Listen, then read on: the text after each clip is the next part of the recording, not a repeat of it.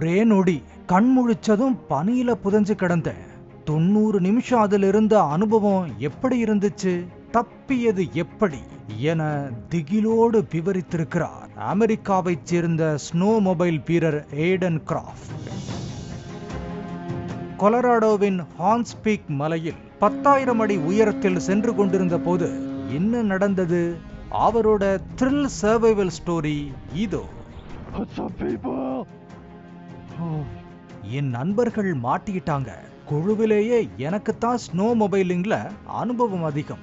அதனால நான் போய் வேறு வழியில நிலத்தை தோண்டி காப்பாற்ற முயன்றதுதான் தப்பு. தெரியாம பனிச்சரிவை ஏற்படுத்தி அதுல நானே சிக்கிட்டேன்.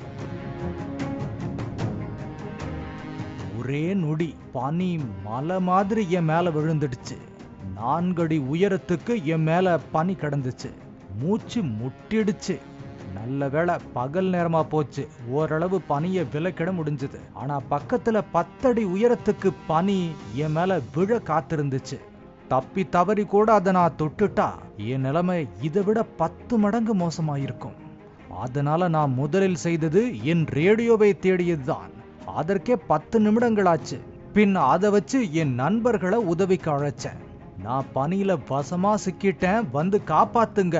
வரும்போது பனியை எடுக்கிறதுக்கான ஷவல் கருவியையும் கொண்டு வாங்க. ஒருவேளை என் உடல் கிடைச்சா 100 அடி தள்ளி வைங்க.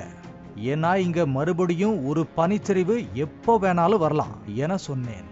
பனி சற்று உருகியதால அதை விலக்கி ஐஸா மாத்தி மூச்சு விடவும் கொஞ்சம் இடம் ஏற்படுத்தி படுத்துக்கிடவும் வழி கிடைச்சது. என் காலை மேல நகர்த்த முடிஞ்சது. ஆனா லேஸ் டைட்டா கட்டி இருந்ததால ஷூவை கழட்ட முடியல.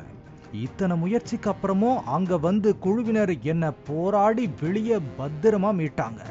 மீட்டது நான் முதல்ல அவங்கள கட்டி அணைச்சு உசுர காப்பாத்தினதுக்கு நன்றி சொன்னேன்.